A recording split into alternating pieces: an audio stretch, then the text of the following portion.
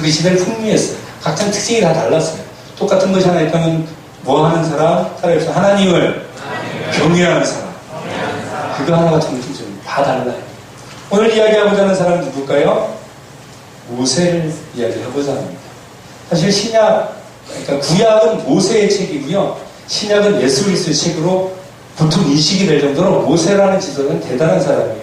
구약 성경은 사실 모세에 의해서 이렇게 좌지우지되고 있어요. 모세가 오경이라는 창세기부터 창세기, 출애굽기, 레위기, 민수기, 신명기까지 5권을 율법 토라라는 책을 썼죠. 하나님께 말씀을 받아서 그 책을 토대로 해서 그 이후에 모든 역사서, 시가서, 선지서들이 다 쓰여지게 돼 있어요. 그러니까 모세라는 인물은 대단한 거예요. 모세로부터 모든 율법이 나왔습니다. 이스라엘에게 중요한 두 인물이 있다면 모세와, 세 인물 정도지. 모세와 엘리야와 다윗입니다. 세 사람이 대단한 사람이에요. 이스라엘에게는. 이 모세라는 지도자는 참 강력한 지도자로 이렇게 비춰지고 있습니다. 그죠? 이렇게 아무런 힘이 없는 백성들을 벌떡 이렇게 세워가지고 그 강력한 파라오에게 대적해가지고 파라오가 얼마나 대단한 사람입니까? 여러분들이 뭐 람세스 이런 책을 본 사람 있으면 알겠지만 파라오의 권력은 장난 아니에요. 그 앞에 선다는 것 자체로 다리가 후덜덜 떨려가지고 쓰러질 지경인 사람이 파라오예요. 근데 거기 앞에 서가지고 그 하나님의 백성이 이스라엘을 끌고 나온 사람, 그리고 그들의 법을 정하고 그 법으로 그 백성들을 통치해서 40년 동안이나 광야를 이끌었던 그런 대단한 리더십을 가진 사람이 바로 모세라는 겁니다. 성경은요, 이 사람을 얼마나 대단하게 그리고 있냐면 성경도 그래요. 모세의 운영은 온 세상의 누구보다 능했다라고 민수기 12장 3절의 표현을 통해서 그가 어떠한 지도자였다는 것을 알 수가 있습니다. 하나님께서는 모세를 통해서 엄청난 이력들을 행하셨습니다. 호계바다가 갈라졌어요. 뒤에는 구름기둥, 불기둥이 그들을 인도했고, 그러한 것들로 이집트 사람들을 멸망시켰고, 그리고 그 외에다 아말렉이니 모압이니 이런 수많은 이민족들을 갖다가 우왕지졸일 수밖에 없는 이스라엘을 끌고 그들을 승리로 이끌었던 사람이 바로 모세라는 그런 존재였다는 것이죠. 근데 모세가 처음부터 이렇게 강력한 지도력을 가지고 있었는가? 그렇지 않다는 겁니다. 지도자로 하나님께서 보내시는 장면이 오늘 우리가 읽은 본문의 내용인데요. 이 과정을 가만히 보면 모세가 그렇게 위대한 일들을 모세가 한 건 아니죠, 사실은. 그죠? 모세를 통해서 하나님께서 하신 건데 좌우지간에 대단한 인물로 우리에게 보여줄 수밖에 없는 그 모세, 엘리야라는 엇먹는 능력을 가지고 있는 사람, 엘리야도 대단하잖아요. 사실은 엘리야를 능가합니다, 모세는. 근데 오늘 모습을 보면 정말 초라하고 저런 찌질이를 받나 이럴 정도로 그냥 진짜 아무것도 아닌 사람으로 그려지더라는 거죠. 왜 그랬을까요? 아까 무엇을 얘기했죠? 목사님이 처음 그 설교 시작하면서 변화에 대해서 얘기했죠, 그죠? 모세도요, 변화를 거부합니다. 변화를 거부했습니다. 광야에서 하나님을 만나서 소명을 받았어요. 그리고 모세는 하나님의 기적을 이미 눈으로 보았던 사람이 바로 모세였습니다. 뭘 봤습니까? 어떻게 봤죠? 그가 40년 동안 광야에서 양을 찾던 모습은 어떤 일이 있었는지 모르겠어요. 그 어떤 일이 있었는지 모르겠지만 지금 모세가 하나님 앞에 어떻게 섰습니까? 왜 하나님 앞에 서게 됐죠? 광야, 사막이죠. 광야가 아니라 사막이에요. 말하자면 바위 덩어리가 많은 사막. 그 사막에 떨기나무, 뿌리가 엄청나게 깊어가 저 밑에 있는 물을 겨우 끌어올려가지고 자라는 나무인데 물기가 없다 보니까 바짝 말랐어요. 떨기나무라고. 그 떨기나무가 타요. 불이 올랐어요. 근데 불이 올랐는데 타야 되는데 안 타요. 그냥 불만 펄펄 타오르고 있어요. 기적입니까? 기적이 아닙니까? 그지? 얼마나 신기했던지 가까이 가서 좀 봐야지 하고 해야 될 정도로 그 신기한 모습이란 말이에요. 그 와중에 누구 음성이 들립니까? 하나님의 음성이 들려요. 기적입니까? 아닙니까? 기적이에요. 벌써 이미 모세는 그 하나님의 기적을 봤어요. 체험했어요. 광야에서. 하나님이 살아계시네? 진짜로 이런 일이 있네? 야, 말도 안 된다. 믿어지지 않지만 사실이구나. 그리고 하나님께서 가라고 말하시죠. 여러분들이 신발을 벗으라 한다면 하나님께서 가라 그러죠. 그리고 왜 가야 되는지 하나님께서 쫙 설명해 주시잖아요. 네? 이집트에서 파라오에게 고통받는 내 백성을 내 음성을 들었다. 그 백성을 내가 구해내야 되겠으니 네가 가서 데리고 나와라. 누가 명령하는 겁니까?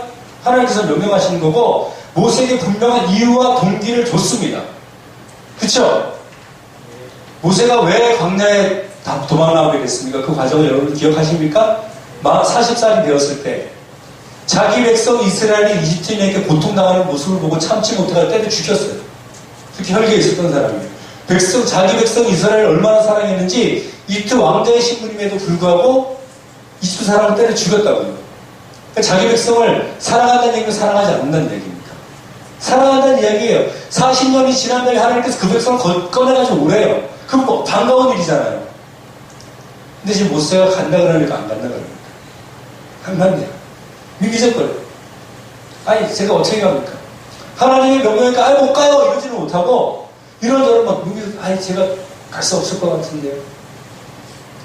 답답하죠. 사실 되게 답답한 모습이에요.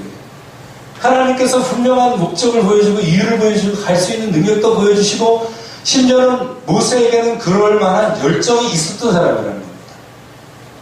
그런데 지금 가라 그러니까 핑계를 대려고 뒤로 주춤주춤하는 거예요. 누가 방해했을까요? 사탄이 모세의 마음을 다 건드린 거예요. 힘들지 못하고. 우리가 뭔가를 하려고 그러고 변화하려고 그러면 뭐가 공격하냐면 항상 사단이 우리를 공격하는 줄을 기억하시기 바랍니다. 우리의 태도예요, 사실. 모세뿐만 아니라. 그 이유가 뭡니까? 그 나이가 지금 몇 살이 됐습니까? 80살이 됐어요. 할아버지일까요? 젊은이일까요? 할아버지예요. 모세가 120살까지 살았다 그래서 80이 그 당시에 노인이 아닌 모습이 아니에요. 노인이에요, 노인.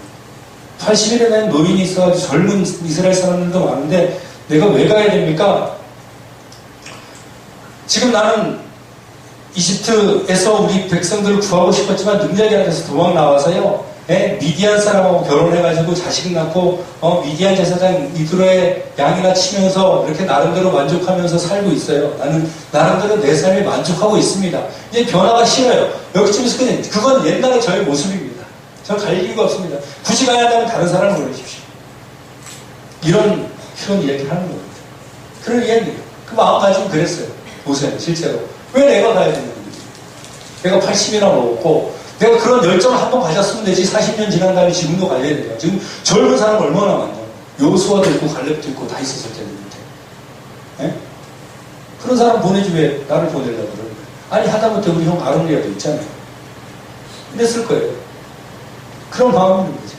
근데 모세는 이제 뭐를 발견을 못하면 자기 자신의 모습을 제대로 발견하지 못하고 있다는 겁니다.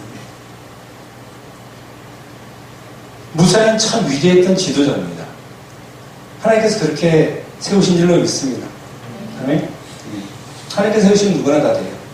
근데 그 하나님의 시간 성경적인 관점에서 봤을 뿐만 아니라 인간적인 관점을 봤을 때도 모세는 80이라는 나이가 중요한 게 아니라 충분한 자격이 지금 주어진 사람이에요.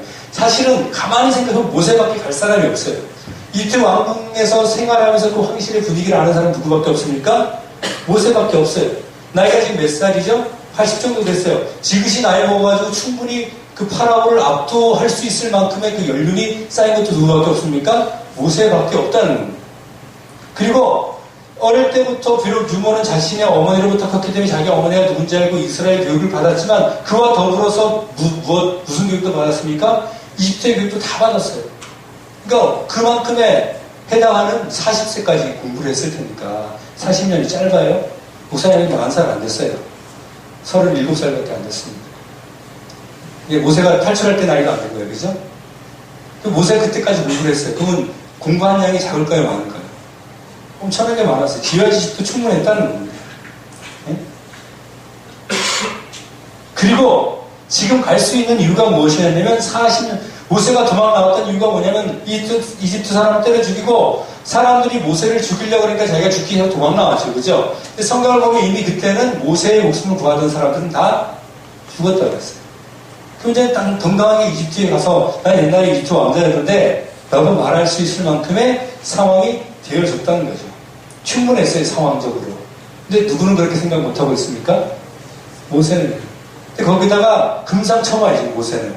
그거만 해도 사람적인 시각으로 봐서도 갈 수 있을 것 같은 왠지 그런 분위기가 이렇게 있는 사람인데 거기다가 누가 함께 하신다 그랬습니까?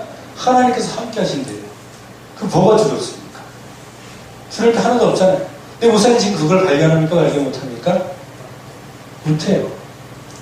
왜? 자기 삶에 지금 안주해 있으니까. 이걸 변화시키기 싫습니다. 모세가 이걸 몰랐을까요? 나이가 80이나 먹었는데 몰랐을까요? 우리보다 더 지혜로운 사람이에요. 이성적으로는 알고 있는 사람이에요. 이성적으로는 자기가 그래야 될 것을 알고 있는 사람이에요. 근데 자기 감정이 안 따라주는 거예요. 왜 지금 아들 낳고 내 아내랑 재밌게 잘 살고 있어. 양치면서 목가적인 생활을 하면서 예? 나름대로 풍요롭게 살고 있어. 광자 생활이지만 수많은 양떼들을 거느리고 나름대로 풍요로운 삶을 살고 있으니까 그 식당에 변하기가 모험하기 싫다는 거예요. 이것이 바로 나의 모습인 줄을 발견하시길 바랍니다. 내 모습이 내 모습. 아니 여러분 모습이 아니라 내 모습이라고요. 내 모습이라는 게 나만 그럴까요? 각자 한 명은 다 그렇다는 거예요. 하고 싶은 일에는 어떤 핑계를 대서라도 반드시 하려고 그러죠. 그죠? 하고 싶은 일에는 어떤 핑계를 대서 엄마를 어떤 방법으로 속여서라도 친구를 어떻게든 기만해서라도 하고자 하는 게 우리의 욕심이잖아요. 그래야 안 돼요. 그렇습니다. 목사님이 얼마 전에 카메라를 샀는데 카메라 괜히 사는 걸 수도 있잖아요. 생각해보면. 근데 목사님은 샀어요. 사고 싶어서 핑계를 댔죠. 아이들을 더 이쁘게 찍어야 돼. 그게 사람의 모습입니다.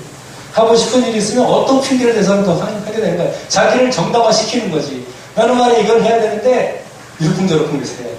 그런데요. 하기 싫은 일에는 어떻든 핑계를 대서라도 안 하려고 하는 것이 인간의 모습입니다. 핑계 찾으면 핑계가 없겠습니까? 우리말 속담에도 뭐라 그래요? 핑계 없는 무덤은